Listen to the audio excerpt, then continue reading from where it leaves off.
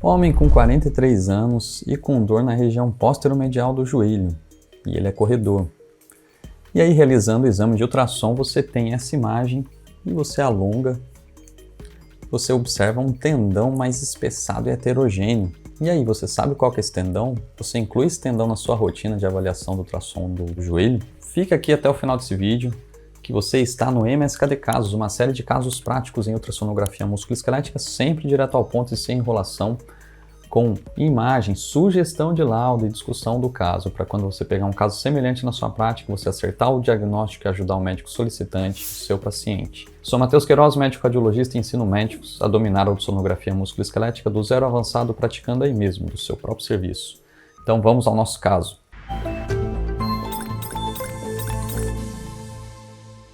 Então, olhando o plano transversal, bem na região póstero-medial do joelho, embaixo a gente tem o côndilo femoral medial, a gente observa o tendão do semimembranoso. E no plano longitudinal, olha como que está esse tendão, como ele já está mais espessado, hipoecogênico, com algumas áreas anecoicas laminares de permeio. Mais uma visão aqui desse tendão, olha seguindo até a inserção dele. Então, normalmente a gente tem anisotropia, mas aqui ele está muito mais espesso que o habitual. Olha só o tamanho do tendão. E nada melhor do que o estudo comparativo para a gente ter certeza de algum achado na ultrassonografia musculoesquelética. O estudo comparativo, ele vai te mostrar aquele padrão no mesmo paciente. Então, olhando o lado normal, olha só, desde acompanhando o músculo, então músculo virando tendão, vai virar tendão aqui agora no transversal, então bem nessa região, passando do lado do gastrocnêmio medial, e agora no plano longitudinal, olha o calibre desse tendão, o padrão fibrilar, e a gente consegue observar ele aqui nessa região, no transversal. E agora o lado alterado, novamente olha o tamanho já do calibre desse tendão quando a gente compara, passando aí ao lado do gastrocnêmio medial e no plano longitudinal. Então a gente observa nitidamente a simetria quando a gente faz o estudo comparativo. Qual que é a sua hipótese diagnóstica em relação a esse tendão? Então aqui, neste caso, nós temos uma tendinopatia do semimembranoso, colocando o tendão lado a lado, a gente consegue observar essa diferença. E a sugestão de laudo, você pode descrever uma tendinopatia do semimembranoso, que é igual a uma tendinopatia de qualquer outro tendão, normalmente com aumento de calibre, espessamento, hipoecogenicidade, perde aquele padrão fibrilar. E aquelas áreas anecoicas mais escuras, elas indicam ali fissuras, quando elas são mais proeminentes, a gente já chama de rotura. E a topografia rotura intratendínea. E algo que a gente sempre tem que prestar atenção é junto à inserção para ver se tem alguma rotura que transfixa o tendão ou desinsere o tendão. Então, nesse caso, não tinha desinserção. Então, aqui demonstrando a referência anatômica, que é cranial, e aqui é caudal, nessa região. Então aqui a gente tem cortical óssea do côndilo femoral, olha a cartilagem do côndilo femoral medial, e aqui a tíbia. E observa aqui a topografia do tendão, então o tendão vem, ele insere na tíbia, está bem aumentado de calibre, e tem múltiplas inserções. Comparando com o tendão normal, ó, côndilo femoral medial, cartilagem em preto, e o platô tibial. E o tendão fibrilarzinho, indo inserir lá na tíbia. Olha só a diferença quando a gente coloca lado a lado, com os mesmos ajustes. Então a gente consegue notar um proeminente espessamento do semimembranoso do lado alterado. Então o tendão do semimembranoso, ele tem a origem aqui, ó, na tuberosidade isquiática. E ele é um músculo que fica na região póstero-medial. Então dos músculos isquiotibiais, que aqui a gente tem bíceps, semitendino e semimembranoso, ele é o mais medial. E depois ele começa com uma larga membrana, então a gente não consegue enxergar direito o tendão ou o músculo, porque é uma fina membrana, e depois começa a aparecer um músculo aqui de um aspecto mais triangular. O músculo ganha volume e depois forma o tendão que vai inserir na tíbia. E quem vai passar superficialmente a ele vai ser o tendão do semitendíneo.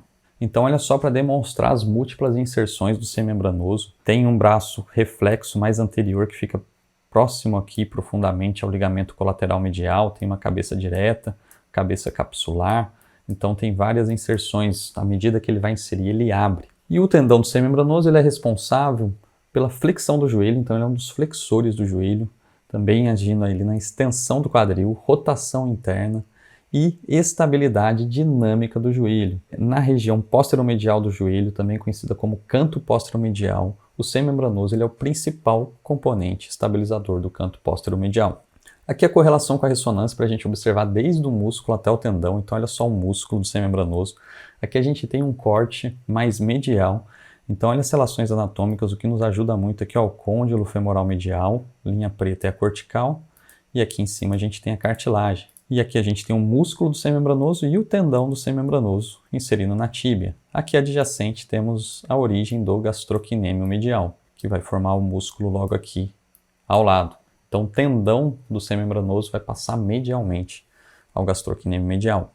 Vamos observar isso agora num plano axial da ressonância magnética. Então começando aqui, ó, esse tendão bem pequenininho é o semitendíneo, e esse em formato de C com essa transição é o semimembranoso. Então olha só como esse C ele vai ganhar mais volume, né? O músculo está diminuindo conforme a gente vai distal e ficou totalmente preto. É bem onde ele passa ali ao lado do gastrocnêmio medial. E agora ele inserir, olha como ele abre e insere ali naquela região da tíbia, uma cabeça mais direta, uma cabeça reflexa e as demais inserções do semimembranoso. Então bem aqui nessa região a gente observa esse tendão inserindo.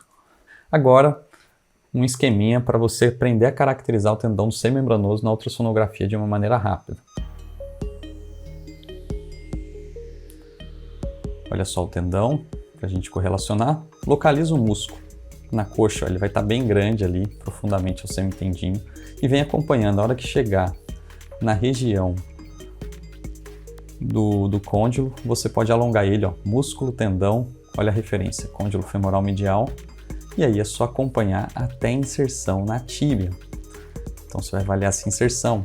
Para você deixar aquela área mais fibrilar, você tem que deixar o tendão que você vai deixar ele mais paralelo, ó, aperte a cauda do transdutor para ele ficar mais paralelo e você melhorar a sua imagem, deixando o tendão mais fibrilar. Olha só o tendão e não se esqueça de comparar com o lado contralateral. E aí? Tá gostando do vídeo? Então tem mais dica ainda, mas não esquece de já dar a curtida aqui e se inscrever no canal. Então as características ultrassonográficas da tendinopatia, essas características vão ser semelhantes a outras localizações, que é o quê? O aumento do calibre, né? Um espessamento do tendão. A gente vai ter uma hipoecogenicidade, ele vai ficar mais escuro, vai perder aquele padrão fibrilar bonitinho e vai ter essas áreas mais anecóicas dentro dele, que quando são mais confluentes a gente já chama de roturas laminares. E algo na ortopedia que a gente sempre tenta definir, se essa rotura ela pega mais ou menos que 50% da espessura. Então quando pega mais que 50% a gente se refere a uma lesão de alto grau, menos que 50% uma lesão de baixo grau. Então sempre que você se deparar com fissuras, roturas, tentar definir ali se pega mais ou menos que 50%. Diagnósticos diferenciais. A tendinopatia do semimembranoso é uma causa pouco frequente no nosso dia a dia, por isso que é importante você assistir esse vídeo e conhecer ela, porque é muito mais frequente esses outros diagnósticos diferenciais, que é a osteoartrite degenerativa, uma lesão meniscal, uma tendinopatia do gastrocnêmio medial, uma bursite anserina, uma fratura de estresse, entre outros diagnósticos diferenciais que podem acometer aquela região, cisto parameniscal e várias outras patologias. Mas algo que a gente não pode esquecer é de avaliar o tendão do semimembranoso. Então, como dica prática é, dor na região posteromedial do joelho, lembrar de avaliar o tendão do semimembranoso, porque muita gente não conhece esse tendão, nunca avaliou, não coloca na sistematização e pode ser a queixa do seu paciente. Essas foram as referências utilizadas, então uma referência falando sobre esse canto posteromedial do joelho, né? O canto negligenciado, que muito se falou do canto posterolateral e não do posteromedial. Então, o tendão do semimembranoso é um principal estabilizador desse canto posteromedial. E aqui uma revisão, ó, 2021, dessa tendinopatia do semimembranoso, mostrando que é uma causa que o pessoal acaba deixando de lado e não observando essa tendinopatia. E é uma causa pouco frequente também de dor nessa região posteromedial, mais comum em praticantes de atividade física, principalmente endurance, corrida, ciclismo. Então lembrar de avaliar aí o tendão do semimembranoso. Meu muito obrigado e te convido a conhecer o MSKD, que é o curso completo em ultrassonografia músculo-esquelética. Se você ainda não conhece, clica aí no link, entra na lista de espera, que de tempos em tempos a gente abre novas inscrições para novos alunos. E lá dentro você tem uma plataforma completa com todas as aulas, técnica ultrassonográfica, patologia, fórmula de laudo, como laudar, então todos os alunos já têm um laudário completo. E também tem um grupo de suporte para te auxiliar nas dúvidas do dia a dia, a comunidade MSKD, que você pode mandar suas dúvidas para a gente discutir no nosso grupo, na nossa comunidade. Meu muito obrigado, não esqueça de se inscrever no canal e curtir esse vídeo, que assim a gente consegue compartilhar conteúdo de qualidade em ultrassonografia musculoesquelética, de médico para médico. Um abraço e até o próximo caso.